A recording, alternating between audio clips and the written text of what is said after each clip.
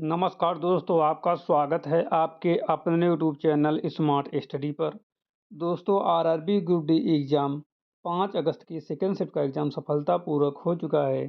आज की इस क्लास में हम लोग देखने वाले हैं आरआरबी ग्रुप डी एग्ज़ाम 5 अगस्त की सेकेंड शिफ्ट में पूछे गए 100% रियल क्वेश्चन विथ सॉल्यूशन के साथ। ये सारे क्वेश्चन जो हैं 5 अगस्त की सेकेंड शिफ्ट में पूछे हुए हैं। 100% रियल क्वेश्चन है और इसका जो सॉल्यूशन भी कराया जाएगा बिल्कुल ऑथेंटिक कराया जाएगा। तो आप लोगों को इस क्लास को अंत तक पूरा देखना है। यदि आपको क्लास अच्छी लगेगी तो लाइक कर देना। चैनल पर नए हो और चैनल को अभी तक सब्सक्राइब नहीं करे हो सभी लोग चैनल को सब्सक्राइब कर लो, बेल आइकन को प्रेस कर लो ताकि आने वाली वीडियो का नोटिफिकेशन सबसे पहले आप लोगों को मिल सके। जो लोग स्मार्ट स्टडी के ऑफिशियल टेलीग्राम चैनल को अभी तक ज्वाइन नहीं करे हैं, सभी लोग टेलीग्राम चैनल को ज्वाइन कर लो। टेलीग्राम चैनल की लिंक जो है आपको डिस्क्रिप्शन बॉक्स में मिल जाएगी, वहां पर क्लिक करके आप लोग जरूर ज्वाइन होना। बिना टाइम वेस्ट किए आज की क्लास को स्टार्ट करेंगे। आज का पहला जो क्वेश्चन पूछा गया था वो आ रहा है स्क्रीन पर। आज का पहला क्वेश्चन ये पूछा गया था कि हाल ही में सर्वोच्च न्यायालय में कितने नए न्यायाधीश नियुक्त किए गए हैं। ये करंट अफेयर का क्वेश्चन पूछा गया था। कितने ऐसे बच्चे हैं जो इसका बिल्कुल सही जवाब देकर आए हैं और कितने ऐसे बच्चे हैं यदि उनका एग्ज़ाम आज यानी कि 5 अगस्त की सेकेंड शिफ्ट को होता तो वो बच्चे इस क्वेश्चन को 100% सही करके आते। तो इसका जो है सही जवाब जो है ऑप्शन नंबर सी है 5। ठीक है, 5। कितने बच्चों को इसका सही जवाब पता था कमेंट करके जरूर बताओ।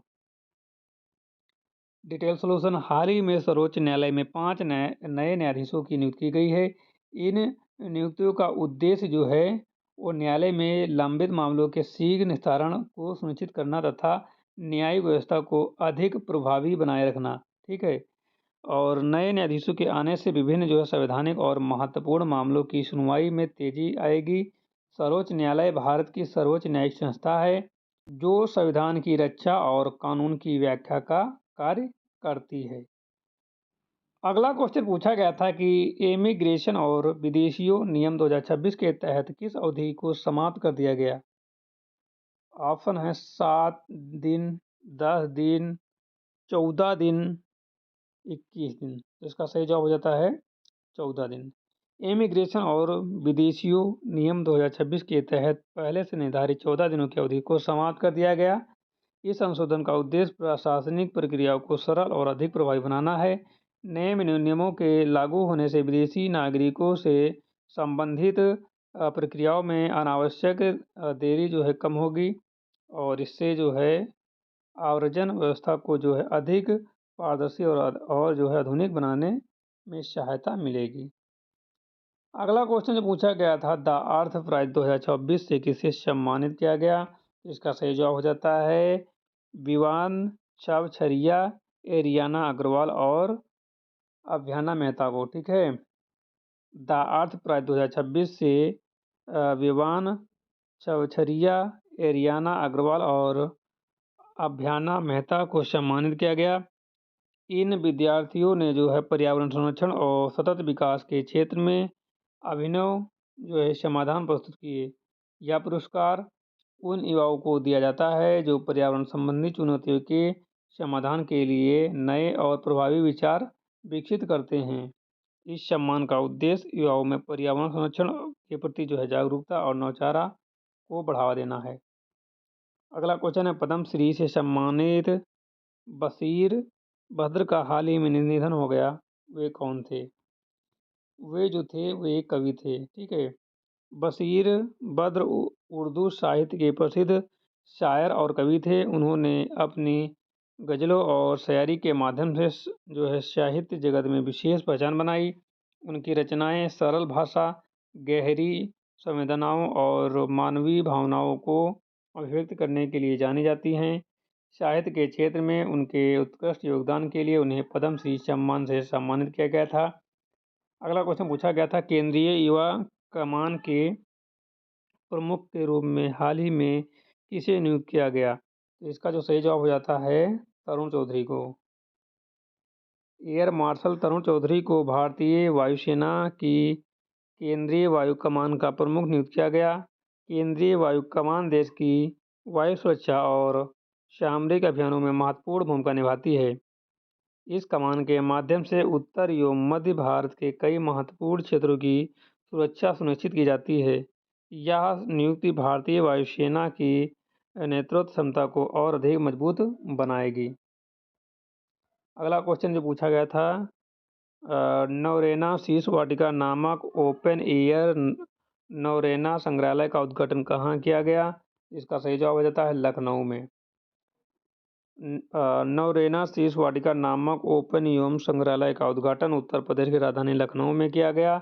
इस संग्रहालय का उद्देश्य ऐतिहासिक, सांस्कृतिक और प्राकृतिक विरासत को संरक्षित करना तथा लोगों को उसके प्रति जागरूक करना। खुले वातावरण में विकसित यह संग्रहालय जो है पर्यटकों और विद्यार्थियों के लिए आकर्षण का केंद्र बनेगा। इस पहल से सांस्कृतिक पर्यटकों को भी बढ़ावा मिलने की उम्मीद है।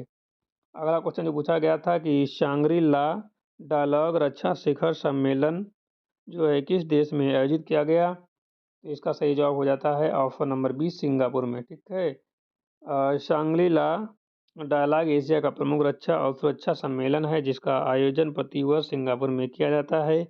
इस सम्मेलन में विभिन्न देशों के रक्षा मंत्री, सैन्य अधिकारियों और रणनीतिक विशेषज्ञ भाग लेते हैं। सम्मेलन का उद्देश्य जो क्षेत्रीय सुरक्षा, रक्षा सहयोग और वैश्विक चुनौतियों पर विचार विमर्श करना।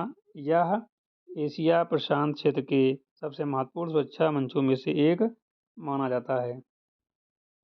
अगला क्वेश्चन है, नीति आयोग की शिक्षा गुणवत्ता रिपोर्ट 2026 के अनुसार स्कूली शिक्षा में प्रथम स्थान किस राज्य ने प्राप्त किया?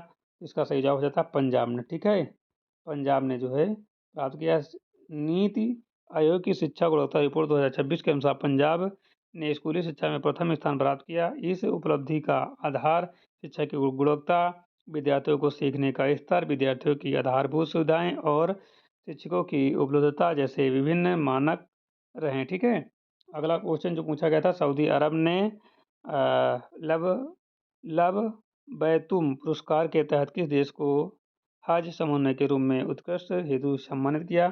इसका सही जवाब हो जाता है भारत इंडिया को। सऊदी अरब ने हज प्रबंधन और समन्वय में उत्कृष्ट कार्य के लिए भारत को जो है लब बैतुम पुरस्कार से सम्मानित किया। भारत को हज यात्रियों के बेहतर प्रबंधन, आधुनिक डिजिटल सेवाओं तथा प्रभावी समन्वय के लिए यह सम्मान प्रदान किया गया। भारतीय हज मिशन द्वारा यात्रियों को दी गई सुविधाओं और सुव्यवस्थित व्यवस्था को अंतर्राष्ट्रीय स्तर पर सराहना की गई। यह उपलब्धि भारत के प्रशासनिक कौशल को दर्शाती है।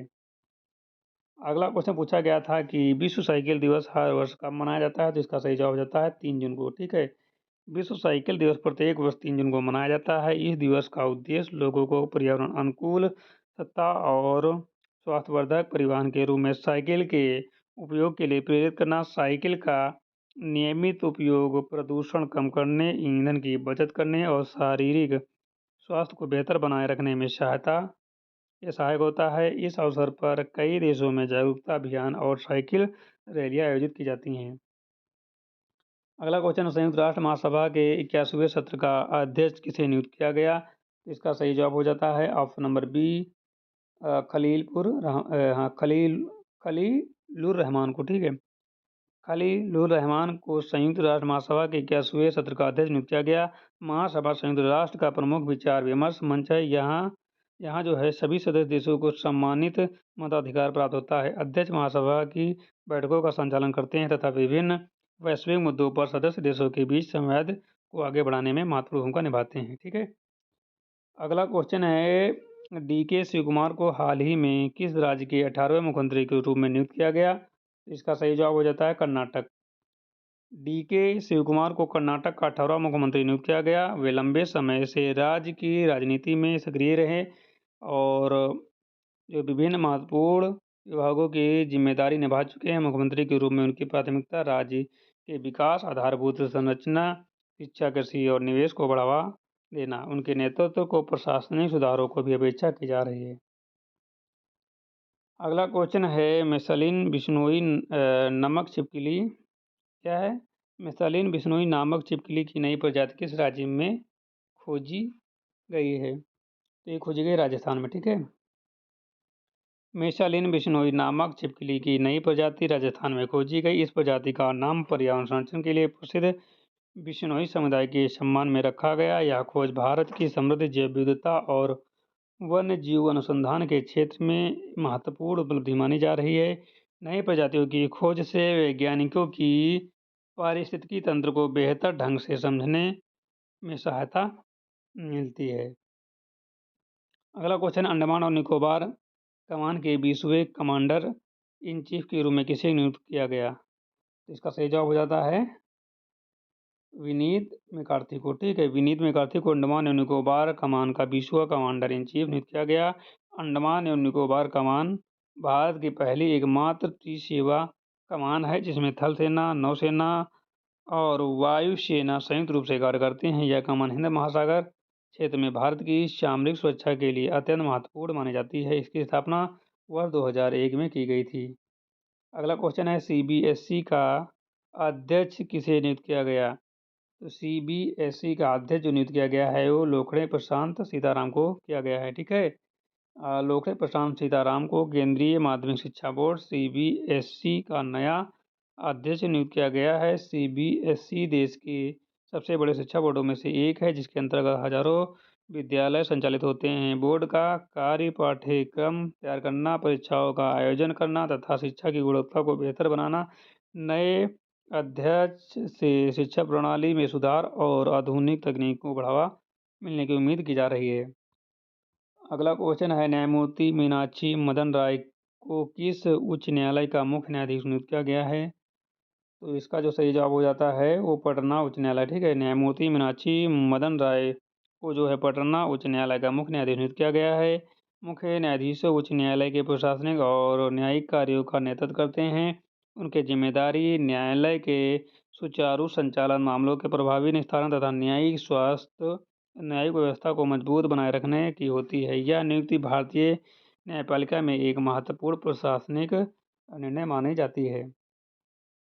अगला क्वेश्चन, 3 जून 2026 को एम करुणानिधि की कौन सी जयंती मनाई गई? तो इसका सही जवाब हो जाता है ये मनाई गई 102वीं जयंती। ठीक है, 3 जून 2026 को तमिलनाडु के पूर्व मुख्यमंत्री और द्रविड़ आंदोलन के प्रमुख नेता एम करुणानिधि की 102वीं जयंती मनाई गई। उन्होंने कई दशकों तक तमिलनाडु की राजनीति में महत्वपूर्ण भूमिका निभाई। वे एक कुशल राजनेता होने के साथ साथ प्रसिद्ध लेखक, पटकथा लेखक और वक्ता भी थे। उनके योगदान को स्मरण के लिए जो है राज्य भर में विभिन्न कार्यक्रम आयोजित किए गए। अगला क्वेश्चन है, अंडर वाटर ड्रोन प्रोग्राम किस गठबंधन ने लॉन्च किया? तो इसका सही जवाब हो जाता है ऑप्शन नंबर सी, आकाश। ठीक है, आकाश जो है गठबंधन ने समुद्री सुरक्षा को मजबूत करने के उद्देश्य से underwater drone programme launch किया। आकाश ऑस्ट्रेलिया, यूनाइटेड किंगडम और संयुक्त राज्य अमेरिका के बीच एक सुरक्षा गठबंधन है। इस कार्यक्रम के माध्यम से जो है समुद्री निगरानी, पनडुब्बी संचालन और रसद क्षमताओं को और अधिक सशक्त बनाया जाएगा। यह पहल पैसिफिक क्षेत्र की सुरक्षा राजनीति को महत्वपूर्ण हिस्सा मानी जा रही है। अगला क्वेश्चन है, राजीव कृष्ण को किस राज्य का पूर्णकालिक डीजीपी नियुक्त किया गया? तो इसका जो सही जवाब हो जाता है उत्तर प्रदेश का। ठीक है, राजीव कृष्ण को जो है उत्तर प्रदेश का प्रशासनिक पुलिस महानिदेशक डीजीपी नियुक्त किया गया। डीजीपी राज्य पुलिस का सर्वोच्च अधिकारी होता है जो कानून व्यवस्था बनाए रखने और पुलिस प्रशासन का नेतृत्व करता है। उनके नेतृत्व में अपराध नियंत्रण, आधुनिक पुलिस व्यवस्था तथा जन सुरक्षा को और अधिक मजबूत बनाने की दिशा में कार्य किया जाएगा। यह राज्य पुलिस प्रशासन का सर्वोच्च पद माना जाता है। ठीक है, अगला क्वेश्चन, बीएसई के साथ मिलकर प्रोजेक्ट शिखर किसने लॉन्च किया? तो इसका सही जवाब हो जाता है मीशो ने। मीशो ने बॉम्बे स्टॉक एक्सचेंज बीएसई के सहयोग से प्रोजेक्ट शिखर की शुरुआत की। यह पहल का उद्देश्य जो है सूक्ष्म, लघु एवं मध्यम उद्योगों तथा छोटे डिजिटल कारोबारियों को पूंजी बाजार से जोड़ना है। इसके माध्यम से उद्यमियों की वित्तीय जानकारी, निवेश संबंधी मार्गदर्शन और व्यवसाय विस्तार को नए अवसर उपलब्ध कराए जाएंगे। यह पहल छोटे व्यवसाय को आर्थिक रूप से सशक्त बनाने की दिशा में महत्वपूर्ण कदम है। अगला क्वेश्चन है, रुद्रम 2 मिसाइल का सफल परीक्षण किस राज्य में किया गया? तो इसका जो है सही जवाब हो जाता है उड़ीसा में। कहाँ किया गया? उड़ीसा में। रुद्रम 2 स्वदेशी एंटी रेडिएशन मिसाइल का सफल परीक्षण उड़ीसा से किया गया। यह मिसाइल दुश्मन के रडार और वायु रक्षा प्रणालियों को जो है निशाना बनाने में सक्षम है। इसे रक्षा अनुसंधान एवं विकास संगठन डीआरडीओ द्वारा विकसित किया गया। इस सफल परीक्षण से भारत की स्वदेशी रक्षा तकनीक और सामरिक क्षमता और अधिक मजबूती मिली है। ठीक है। अगला क्वेश्चन है, 2 जून 2026 को इटली ने कौन सी राष्ट्र दिवस मनाया? 2 जून 2026 को इटली ने कौन सा राष्ट्र दिवस मनाया? तो ये मनाया है 80वां। इटली ने 2 जून 2026 को अपना 80वां गणतंत्र दिवस मनाया।